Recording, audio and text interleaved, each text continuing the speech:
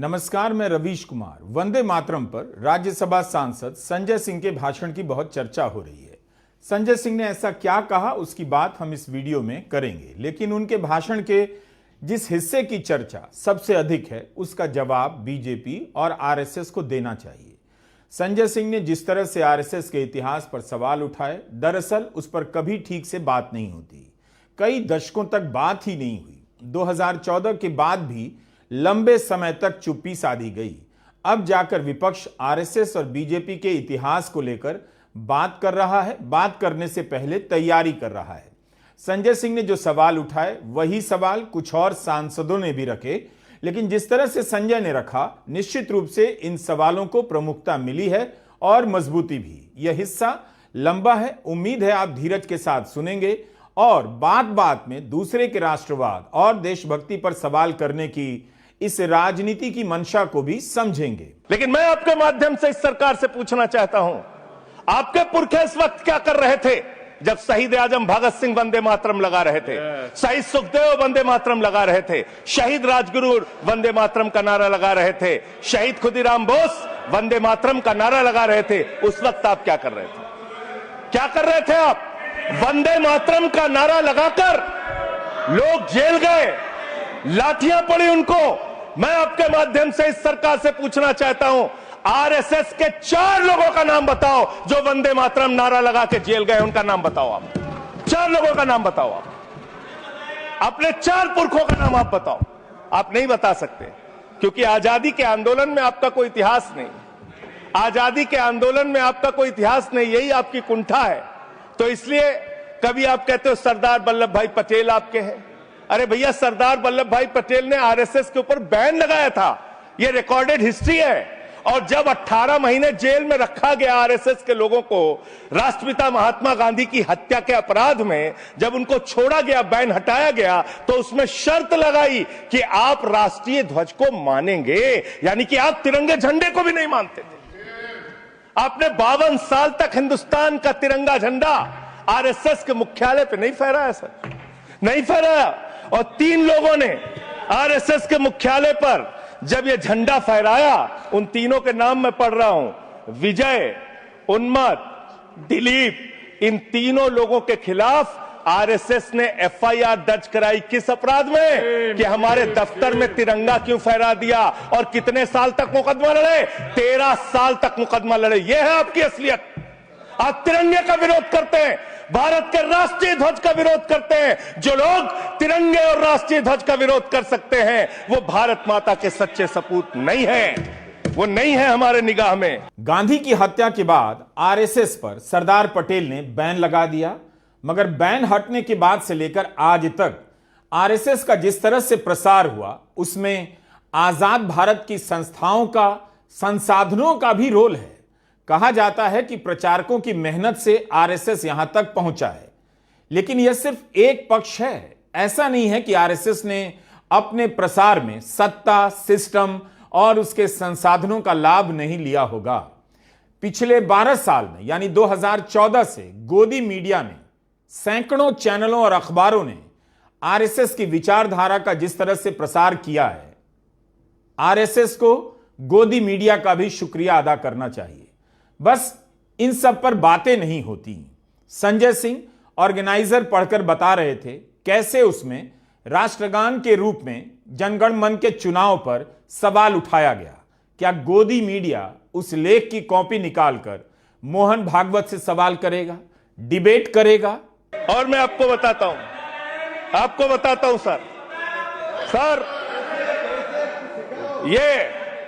ये है 28 दिसंबर 1949 का ऑर्गेनाइजर पत्र। इसको भी रखूंगा क्योंकि आज गृह मंत्री जी और लीडर ऑफ द हाउस दोनों कह के गए रिकॉर्ड पे सारी चीजें आनी चाहिए। इसको रिकॉर्ड पे रखना चाहिए। इतिहास देश को पता चलना चाहिए, किन लोगों ने देश के साथ गद्दारी की, किन लोगों ने तिरंगे का विरोध किया, किन लोगों ने राष्ट्रगान का विरोध किया। आपको ये पढ़ के सुनाना चाहता हूं। ये ऑर्गेनाइजर है, क्या लिख रहा है? What is the moral sanction behind government's choice of Jan Gana Man, except that it can be made an item of entertainment? आप राष्ट्रगान का विरोध कर रहे हैं, आप भारत के राष्ट्रगान का विरोध कर रहे हैं। आपके मुख्य पत्र में भारत के राष्ट्रगान का विरोध लिखा गया है। इसके लिए भारत के प्रधानमंत्री को और पूरी की पूरी भारतीय जनता पार्टी को, जो अपने आप को आरएसएस को अपना आदर्श मानती है, पूरे देश से माफी मांगनी चाहिए। ये रिकॉर्ड पे लाऊंगा सर, इसको रख लीजिएगा, ये रिकॉर्ड पे रखा जाए। मान्यवर, फिर से बोल दे रहा हूं, 28 दिसंबर 1949 ऑर्गेनाइजर अखबार जो आरएसएस का मुख्य पत्र है, और इस आरएसएस के मुख्य पत्र में फिर से लिख दे रहा हूं, फिर से पढ़ दे रहा हूं क्या लिखा हुआ है। What is the moral sanction behind government's choice of Jangan Unnecessary will get provoked. It can Continue, be please. made an Please item continue. of entertainment. Please continue. ये लिखा हुआ Sanjay ji unnecessarily provoke. Continue. Continue. अच्छा। Sir, मैं आपसे ये कहना चाहता हूं कि आपने तिरंगे का विरोध किया, राष्ट्रगान का विरोध किया, वंदे मातरम आपने लगाया नहीं कभी। कोई आपका व्यक्ति देश की आजादी के आंदोलन में जेल नहीं गया कभी। आपने कोई देश के लिए, हमारे यहां अवधि में कहावत है, नाखून कटाए कि शहीद ना बना भैया। तू तो नाखूनों नहीं कटाया भैया, बिना नाखून कटाए शहीद बना चाहता है, बिना नाखून कटाए शहीद। ऐसे काम नहीं चलेगा सर। जिन्ना का भी जिक्र कल दूसरे सदन में हुआ, प्रधानमंत्री जी ने जिक्र किया। जिन्ना के साथ आपके कितने गहरे और मधुर संबंध थे, क्या इस देश के लोगों को पता है? नहीं पता, मैं बताता हूं। श्यामा प्रसाद मुखर्जी जी फजलुल हक की गवर्नमेंट में फाइनेंस मिनिस्टर थे, और फाइनेंस मिनिस्टर रहते हुए उन्होंने अंग्रेज गवर्नर को चिट्ठी लिखी थी। Shyama Prasad followed this and told Governor Herbert, the administration of the Bengal province should be carried on in such a manner that in spite of the best efforts of the Congress, this Quit India movement will fail. ये चिट्ठी लिखी है। आपने भारत छोड़ो आंदोलन के खिलाफ आपके नेता, जनसंघ के पहले राष्ट्रीय अध्यक्ष और तत्कालीन गवर्नमेंट में जो वित्त मंत्री थे, उन्होंने चिट्ठी लिखी अंग्रेज गवर्नर को और कहा कि भारत छोड़ो आंदोलन, जो हिंदुस्तान के क्रांतिकारियों का आंदोलन था, जो देश की आजादी का आंदोलन था, वो आंदोलन कुचल देना चाहिए, खत्म कर देना चाहिए। ये है रिकॉर्डेड हिस्ट्री आपकी। ये आपको, आपके बारे में पूरे देश को पता रहना चाहिए। अब जिन्ना, हाँ, इसको भी सभा के पटल पर रखूंगा। जिन्ना और आपके रिश्ते क्या थे? कितने मधुर रिश्ते थे। एक राज्य में सरकार नहीं बनाई मान्यवर इन्होंने। नॉर्थ वेस्ट फ्रंटियर, सिंध प्रांत और फजलुल हक की गवर्नमेंट। फजलुल हक वो शख्स है जो पाकिस्तान बनने के बाद वहां की सरकार का गृह मंत्री बना। आपके रिश्ते उन लोगों के साथ थे, ये देश को पता होना चाहिए। इसलिए आप किसी को भी देशभक्ति का प्रमाण पत्र बांटने का काम मत कीजिए। आप वंदे मातरम लगाने का काम कर रहे हैं और देश की सुरक्षा के साथ खिलवाड़ कर रहे हैं। जवाहरलाल नेहरू के निधन पर अटल बिहारी वाजपेयी ने कहा, वे राम की तरह असंभवों का समन्वय थे। नेहरू के निधन पर अटल बिहारी वाजपेयी ने जो श्रद्धांजलि दी थी, उसे प्रधानमंत्री मोदी को पढ़नी चाहिए। अटल बिहारी वाजपेयी ने लिखा कि आज मानवता का रक्षक चला गया। उन्होंने नेहरू को एक ऐसा सपना बताया जिसमें गीता की गूंज थी और गुलाब की गंध। उस नेहरू को लोकसभा में क्या क्या साबित किया जा रहा था। नेहरू के बारे में प्रधानमंत्री मोदी कितना आदर से बोलते हैं, अब दुनिया जानती है। अटल बिहारी वाजपेयी ने लिखा था उनके निधन पर कि सूर्य अस्त हो गया है। वंदे मातरम सर, आपका बहुत बहुत आभार कि आपने वंदे मातरम जैसे महत्वपूर्ण विषय पर मुझे अपनी बात कहने का अवसर दिया। मान्यवर, मैं सोच रहा था कि वंदे मातरम के बारे में उसके 150 वर्ष पूरे होने पर यह चर्चा सरकार के द्वारा क्यों प्रायोजित कराई जा रही है। एक तो यह अच्छी बात है कि देशभक्ति की भावना का विकास सबके अंदर हो। वंदे मातरम के महत्व को सारे देश के लोग समझें, नौजवान समझे, किसान समझे, मजदूर समझे, पढ़ा लिखा समझे, गैर पढ़ा लिखा समझे। यह अच्छी पहल है। लेकिन मैं साथ ही साथ यह भी सोच रहा था, तो एक घटना मुझे याद आई मान्यवर। वो घटना थी उत्तर प्रदेश की। हमारे एक ऊर्जा मंत्री हैं माननीय मंत्री जी AK शर्मा जी, उनके सामने व्यापारी लोग पहुंचे। उन्होंने कहा 21 घंटे से लाइट नहीं आ रही, 21 घंटे से लाइट नहीं आ रही, व्यापार बर्बाद हो रहा है, बच्चे रो रहे हैं, हमको गर्मी में बिजली दे दो। मंत्री जी ने कहा जय श्री राम, बजरंगबली की जय, और गाड़ी में बैठ के चले गए।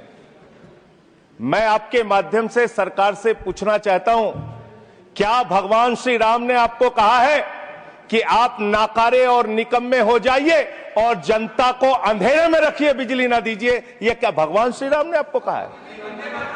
यह शिक्षा आपको भगवान श्री राम ने दी है? मान्यवर, मुझे वंदे मातरम आम आदमी पार्टी की रैलियों में, आम आदमी पार्टी की सभाओं में जब भारत माता की जय और वंदे मातरम जोर जोर से लगाए जाते हैं। किसी दिन लगाने का मन हो तो आ जाना हमारी पार्टी के कार्यक्रम में, आपसे ज्यादा तेजी के साथ वहां पर वंदे मातरम लगाएंगे। सदन में भी लगाना चाहते हो लगाओ। तो आप इन नारों के पीछे, ये नारे देशभक्ति के हैं, ये नारे देश की रक्षा के हैं, ये नारे देश को आजादी दिलाने के लिए हैं। ये नारों के पीछे अपने गुनाहों को छिपाने के लिए नारे नहीं है, मैं कहना चाहता हूं मान्यवर। और आप क्या कर रहे हैं? आप इन नारों के पीछे अपने गुनाहों और अपराध को छिपाना चाहते हैं। संजय सिंह ने वंदे मातरम की याद के संदर्भ में भी राजनीतिक व्याख्या की। कम से कम जो खबरें डर के मारे नहीं छपती हैं, संजय सिंह ने उन खबरों को सदन के अपने भाषण में लपेटकर अमर कर दिया। बता दिया कि वंदे मातरम के नाम पर राजनीति हो रही है और पर्दे के पीछे क्या खेल चल रहा है। वंदे मातरम का मतलब क्या है? वंदे मातरम का मतलब है मातृभूमि की वंदना। मातृभूमि की वंदना। हम मातृभूमि की वंदना करते हैं, तो आप कैसे मातृभूमि की वंदना कर रहे हैं? अरे 1 रुपए में तो एक आम नहीं मिलता। आपने 1 रुपए में अडानी को 1050 एकड़ जमीन और 10 लाख आम और लीची के पेड़ दे दिए। ये मातृभूमि की वंदना, ये आपकी मातृभूमि की वंदना है। आप मातृभूमि को बेचकर मातृभूमि की वंदना कर रहे हैं। ये मातृभूमि की, आज वंदे मातरम पे ही बात करूंगा सर। मातृभूमि की वंदना, मातृभूमि की वंदना हिंदुस्तान के एयरपोर्ट को बेच के नहीं हो सकती। मातृभूमि की वंदना रेल को बेच के नहीं हो सकती, सेल को बेचकर नहीं हो सकती, समुद्री तटों को बेचकर नहीं हो सकती, कोयला और गैस को बेच के नहीं हो सकती, हिंदुस्तान की जमीनों को बेच के नहीं हो सकती। तुम लोग मातृभूमि को बेचने वाले लोग हो, तुम मातृभूमि की वंदना करने वाले लोग नहीं हो। मान्यवर, वंदे मातरम पे ही सुनिए। आज वंदे मातरम के अलावा कुछ बोलूंगा ही नहीं।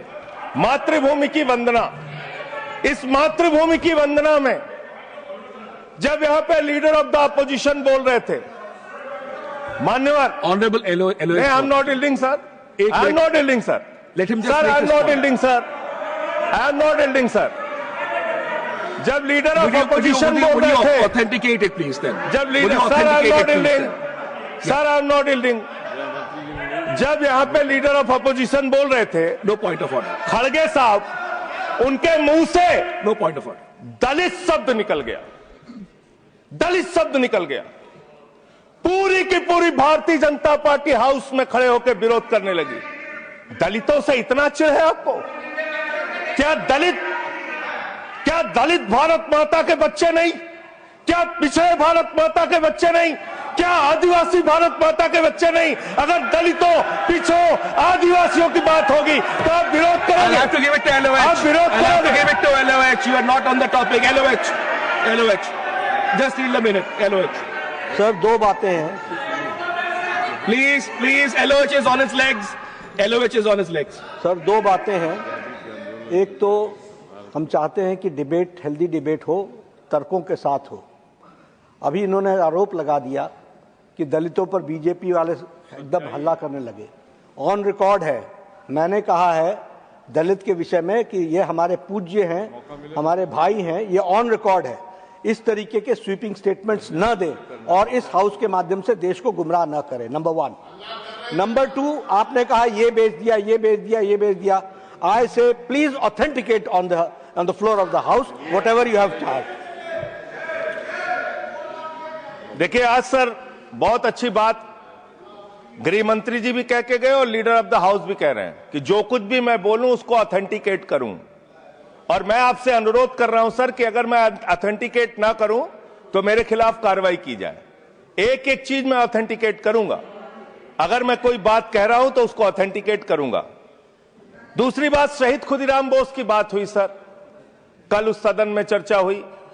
हिंदुस्तान के सबसे युवा क्रांतिकारी जिन्होंने फांसी के फंदे को चूमा, वंदे मातरम का नारा लगाया, शहीद खुदीराम बोस, शहीद रोशन सिंह, शहीद राजेंद्र लहड़ी, शहीद अशफाक उल्ला, शहीद राम प्रसाद बिस्मिल, शहीद प्रफुल्ल चाकी, हिंदुस्तान के तमाम क्रांतिकारियों ने जब फांसी के फंदे को चूमा, शहीद आजम भगत सिंह, शहीद सुखदेव, शहीद राजगुरु, सबने वंदे मातरम का नारा लगाया, सबने वंदे मातरम का नारा लगाया।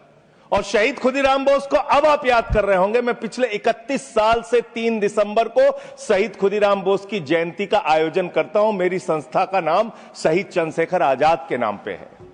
शहीद खुदीराम बोस हिंदुस्तान के वो क्रांतिकारी थे, जब उनको फांसी के फंदे पे चढ़ाया गया और उनका जब अंतिम संस्कार हुआ तो जो राख उनके अंतिम संस्कार से निकली मान्यवर, उसको बंगाल की माए तावीज बना के अपने बच्चों को पहनाती थी कि ऐसे ही बनना हिंदुस्तान के लिए क्रांतिकारी। यह इतिहास, यह हिंदुस्तान का इतिहास। संजय सिंह का भाषण वंदे मातरम की अलग व्याख्या करने लगा। विपक्ष के कई नेताओं ने वंदे मातरम के सहारे सवाल पूछे कि इस नारे में जो सपना था, उस सपने की आज क्या हालत है। आप भारत की सेना को 4 साल के अग्निवीर पे लेके आ गए, जो हिंदुस्तान की सीमा की सुरक्षा करने वाले हैं, जो वंदे मातरम का नारा लगाते हैं हमारे जवान, हमारे सैनिक, जो -50 डिग्री टेम्परेचर में सियाचिन में और +50 डिग्री टेम्परेचर में जैसलमेर में भारत की सीमाओं की रक्षा करते हैं, इस मातृभूमि की रक्षा करते हैं। उनके पीठ में छुरा मारने का काम आपने किया, उनकी नौकरी 4 साल की कर दी अग्निवीर की।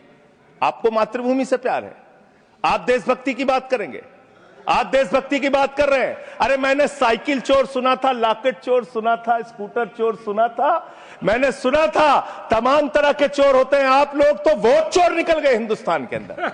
वोट चोर, 3 करोड़ वोट उत्तर प्रदेश में 3 करोड़ वोट की चोरी करने जा रहे हैं। कल की मीटिंग में पता चला 17.5% वोट उत्तर प्रदेश में काटे जाएंगे।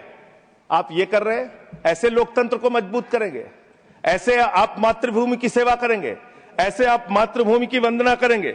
मान्यवर, मैं आप लोगों से सिर्फ इतना कहना चाहता हूं मान्यवर आपके माध्यम से कि हमने फिल्मों में सीन देखी है, डाकू लोग आते हैं जय भवानी जय भवानी जय भवानी कह के और वो गांव का गांव लूट के चले जाते हैं। जय भवानी कह के गांव का गांव लूट के चले जाते हैं। हम इस देश के अंदर किसी भी सरकार को वंदे मातरम और भारत माता की जय लगाकर देश को लूटने की इजाजत नहीं देंगे। वंदे मातरम लगाएंगे, भारत माता की जय लगाएंगे, जय हिंद भी कहेंगे, राष्ट्रगान भी कहेंगे, वंदे मातरम भी गाएंगे, लेकिन देश के साथ गद्दारी और धोखेबाजी नहीं करने देंगे, आपको नहीं करने देंगे। ये देशभक्ति के नारे हैं, ये देशभक्ति के नारे हैं। बीजेपी को इस बार लगा होगा कि विपक्ष वंदे मातरम के नाम पर डरा हुआ, सहमा हुआ आएगा। बीजेपी के इस विश्वास का कारण यह भी था कि विपक्ष इन सब बातों को महत्व नहीं देता था, तैयारी के साथ जवाब नहीं देता था। एक समझ बन गई होगी कि धर्म का नाम लेने पर विपक्ष पीछे हट जाएगा, उसके पास बोलने के लिए कुछ बचेगा नहीं। लेकिन वंदे मातरम की बहस में विपक्ष कहीं से भी सहमा हुआ या पीछे हटता हुआ दिखाई नहीं दिया। विपक्ष के कई नेताओं के भाषणों की तैयारी ने बीजेपी को चौंकाया होगा। बीजेपी को वंदे मातरम की बहस में खुला मैदान नहीं मिला, एक तरफा छूट नहीं मिली। बीजेपी के दावों को संदर्भों नियत को भी सबको चुनौती दी गई। बस एक अंतर आया है। इस अंतर को आपको इस तस्वीर के जरिए समझाता हूं। यह पत्रकार अजीत अंजुम ने ट्विटर पर पोस्ट किया है। अजीत जी की मां है। उनकी मां के व्हाट्सएप में यह तस्वीर आई कि रूस के राष्ट्रपति पुतिन को मोदी जी गंगा में स्नान करा रहे हैं। अजीत अंजुम ने इस तस्वीर को देखा, कहा कि गलत है। ट्विटर पर उन्होंने पोस्ट किया, फेक न्यूज है यह भी लिखा, और कहा कि अपने घर के लोगों के व्हाट्सएप को चेक किया कीजिए। जब भी अफवाह से जुड़ी चीजें आएं, इस तरह की बेवजह फालतू चीजें आएं, तुरंत अपने घर वालों को भी बताइए। तो इस तरह से राष्ट्रवाद के नाम पर फेक न्यूज का कारोबार चल रहा है और फेक न्यूज के सहारे राष्ट्रवाद और गौरव की राजनीति की दुकान चलाई जा रही है। हम इसी अंतर की बात कर रहे हैं। व्हाट्सएप यूनिवर्सिटी और गोदी मीडिया